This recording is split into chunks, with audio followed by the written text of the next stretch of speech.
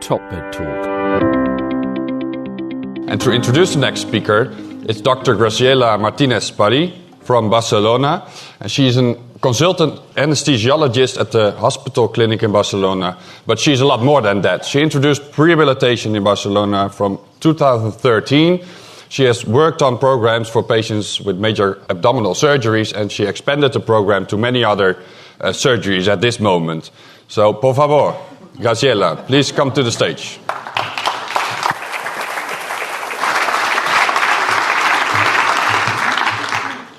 Thank you very much, Stefan, for the introduction, and I would like to thank to the organization committee for inviting me to give this lecture and to have the opportunity to share with all the prehab community our experience in Barcelona. So, to start, if I'm going back in time, we can identify several dates or facts that point out the beginning of the phases of our implementation plan. So in 2013, we started our first randomized control trial, and 3 years later, we dare to open our modest Prehab unit. 1 year later, we had a very lucky strike, and we got a donation from technology company. So we had a really gym to offer our patients high intensity training. And the next step for us was to scale our program to all those patients, even those who live away from their hospital and cannot go really often to the hospital. And then we decided to develop an app for encourage the patients to follow the plan. So we were lucky, and the last week we had the first version of our Prehab hub. So more in detail, as I said, in 2013 we started our first randomized control trial in the setting of major abdominal surgery. We intentionally select high-risk surgical patients because we thought that they are the most vulnerable for complications, and the primary endpoint of our study was the reduction of postoperative complications. We also wanted to evaluate the impact of the program up to 6 months after surgery. It's important to highlight that in this study, we only, the Prehab program was based essentially in promotion of activity, of physical activity and high intensity endurance training. We did not have a nutritional support or emotional support. And this is our main results that have been recently published. First, we have demonstrated how Prehab program is effective in reducing postoperative complications, reducing the ICU stay and readmissions at 30 days. Second, we have demonstrated that in this setting, in our hospital and with this kind of patients, the Prehab is efficient, generates health values without increasing cost. Of course, Prehab add a cost to healthcare. However, it seems to be compensated by the reduction of complications, the readmissions, and visits to the emergency room after discharge from the hospital. And third, and I think it's also very interesting, the benefits from Prehab program are sustainable at least up to 6 months after surgery. I mean, at 3 and 6 months, patients in the Prehab group still have higher aerobic capacity and higher levels of physical activity. So, given these good results, we decided to transfer our experience and knowledge from the experimental setting to the clinical setting, and we opened our low-cost Prehab unit. It's a very modest Prehab unit. And following or taking into account the previous experience from Professor Carly, we decided to include in our program, besides the physical activity plan, also a nutritional supplementation and emotional support. It was essentially home-based plan, so we organized weekly group sessions of functional exercise. We encourage the patient to walk and increase the daily steps per day. And we organize several sessions for nutritional counseling and also mindfulness practice. Here you can see our facilities. We did not have and do not have a specific place for the unit. We took and still take advantage from the outpatients clinic in the morning, so we work during the afternoon in all this area. You can see here how we do the evaluations, the group sessions, and so on. And as I said before, we had a lucky strike in 2017. We have a friend of Rafa Nadal, the tennis player, and he support us and help us with Technogene company, who finally donate us all the fantastic equipment that we have now. And we now are able to train 6 to 8 patients at the same time. From then, we have been reorganizing our workflow, designing the Prehab Unit, and that's what I am explaining now in a very practice way, what we do currently in the unit. We considered candidates for Prehab program. Those patients scheduled for this surgery. We always work in a NERAS context. Although we know that Prehab is really useful for all patients, we selected high-risk patients because our capacity is limited, and we include patients over 70 years and or ASA class 3 and 4, or those poor fit patients for a very aggressive surgery, regardless the age or ASA class. And of course, we need at least 4 weeks ahead for the surgery to complete the program, although we very often do some exceptions for that. We have calculated that in our center we have 1,000 potential candidates for this program, although of course we are not able to attend all of them. The day-to-day work is based in 3 key elements. First, we do a holistic evaluation of the patients, including not only the comorbidities. We also evaluate the functional condition, the nutritional status, the psychological state of the patients, and the lifestyle, including the physical activity level, the habits, logistics, and adherence profile. Second, with all these information, we design a personal plan for each patient, for these patients in particular, taking into account the needs and the logistic that the patients need. And third, and no less important, we need to empower the patients. We need that the patients participate very actively in the program. It's crucial, of course. So the patients need to be very well informed. We need to set the goals with the patients together with him or her. We need to raise a compromise of change behavior.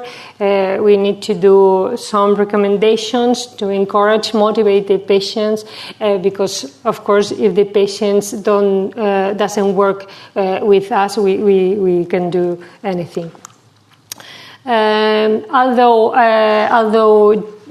our gym is open all the week from Monday to Friday, the Prehab Unit, where we evaluate and follow up the patient, it's only open on Monday. So Monday is our hectic day. We are really busy on Monday afternoon. We attend 5 to 7 new patients every Monday. And we have in the program 20 patients constantly. Once the surgeon has indicated the surgery, he or her refers the patient to the anesthesiologist to the conventional preoperative evaluation, and if the patient meets the criteria for the prehab program, it's referred to the unit. Although more and more often it's the surgeon who refers directly the patients to the prehab unit. Cancer patients are our priority, and they are visited in our unit within a week from the indication of surgery.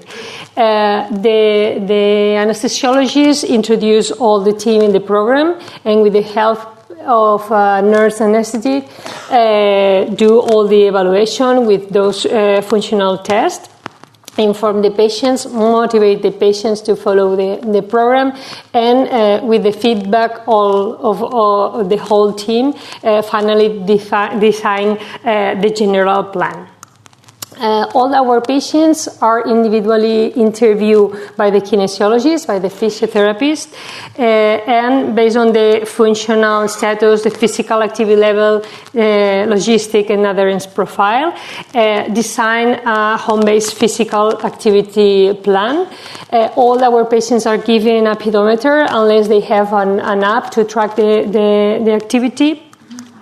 And a small group of patients, very selected patients, are attending to inspiratory muscle training session with this device that Dr. Levitt explained us yesterday, and most of the other ones are attending to also group sessions on Monday for breathing exercise with a volumetric incentive spirometer.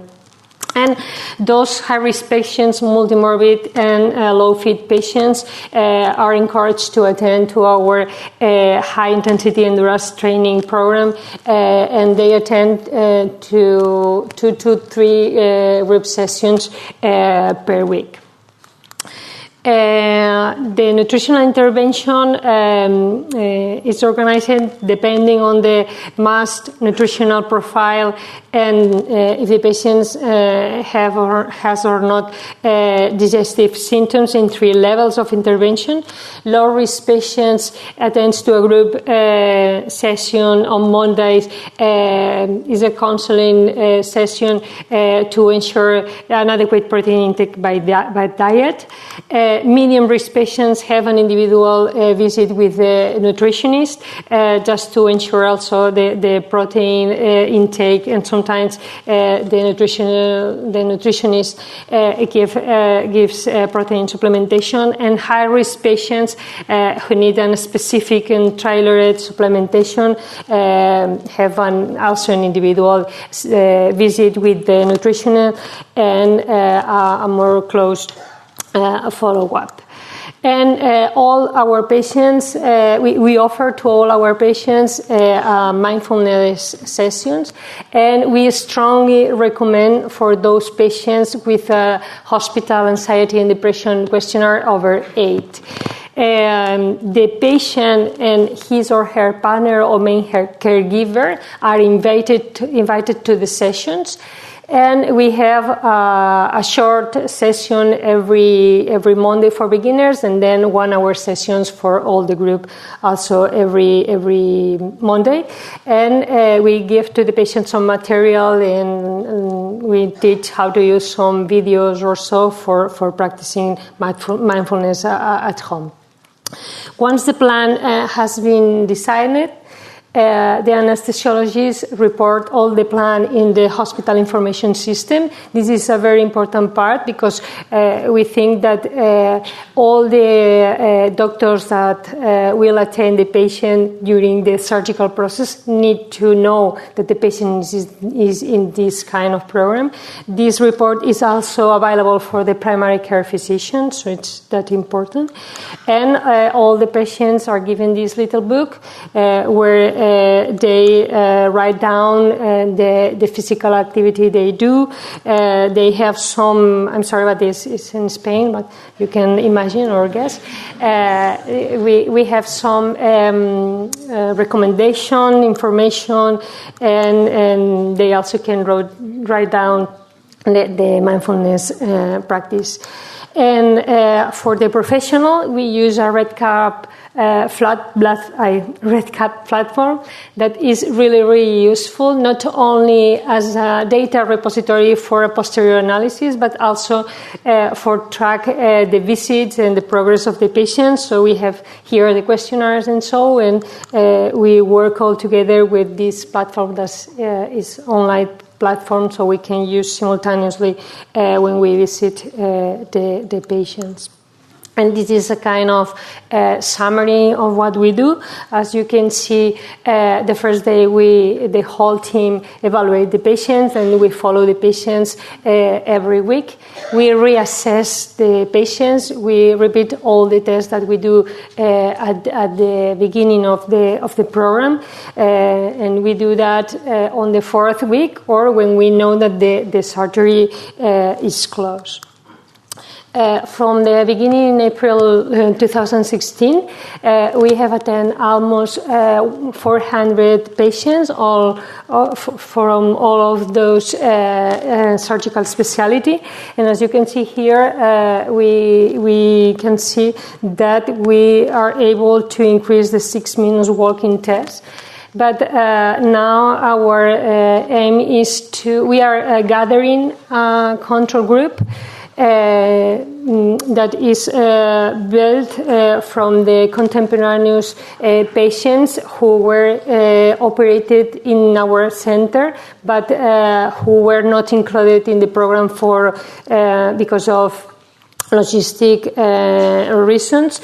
And we are using a two-step propensity score matching approach to design this control group, taking into account important variables such as ASA score, sex, age, and also type of surgery. So we expect maybe next year have all their results because we are trying to demonstrate that this kind of approach is also efficient in the real life setting. The main challenge we faced during all this deployment were of course money. You need resources for your staff, for equipment. I'm really, really lucky. I have very good friends, as I said, and also a very, very compromised, devoted, and wonderful team. They are most of them over there. Many of them volunteers, like in the Professor Carly group. We have some problems with the transportation and logistic for the patients because you need that the patients come to the hospital every time, and sometimes you need some special transportation. The patients need a caregiver and so. And the other issue is time, sometimes too short because you are waiting for a cancer surgery, sometimes too long because you are waiting for a transplant or for a cardiac surgery, and then you have more time, and the capacity of our gym is limited, so sometimes it's difficult to make the agendas. And sometimes it's also difficult for the patients because the patient is working or they take care of the other family or child or whatever. So we have been working really hard. We have even using a design thinking methodology to help us to redefine the unit. We have been working with patients, with experienced patients for designing the unit, and we finally decided that maybe an app would be a really useful for self-management of the plan and for track the activity and so. And here it is. This is the mock-ups of our app that is working this week. We are planning to test with patients just next week.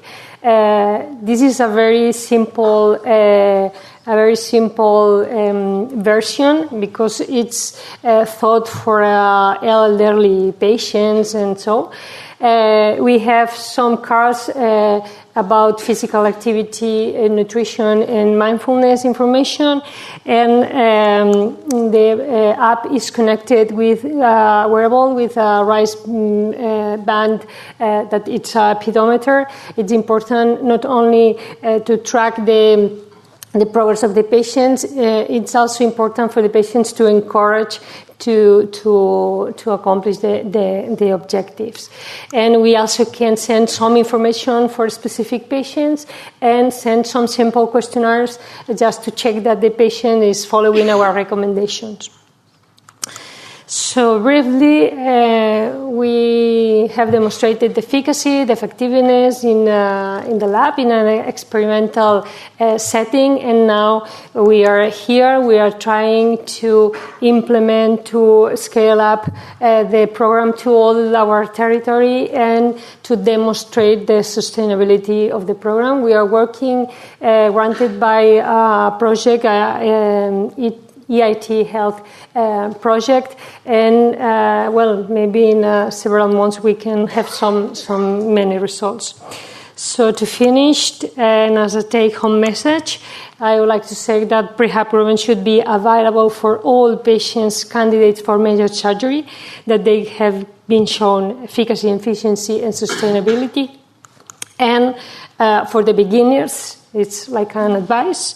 It's crucial to define a work plan specific for your institution, to come out with a multidisciplinary team, and to define strategies to large scale implementation using the technology.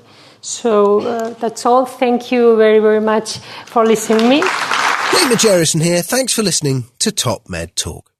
Now, before we let you go, it's important that we remind you to subscribe to Top Med Talk. That way you'll never, ever miss another episode. Also, if we could encourage you to join us on social media, Twitter, Facebook, LinkedIn, YouTube, pretty much every single social media platform, we're there. Join us. And finally, check out topmedtalk.com. If you go to our website, you can subscribe to email updates. That way we can always tell you where we're going to be, what we're going to be doing, and how you can join us. topmedtalk.com, and click on the section marked email updates. Finally, Top Med Talk is proud to act as the broadcasting arm of EBPOM, Evidence-Based Perioperative Medicine. We'd love you to find out more about them as well. ebpom.org is their website. That's ebpom.org. And if you go to ebpom.org/meetings, you can find out about some of the wonderful meetings that we attend and cover across the year here on Top Med Talk. That's ebpom.org/meetings.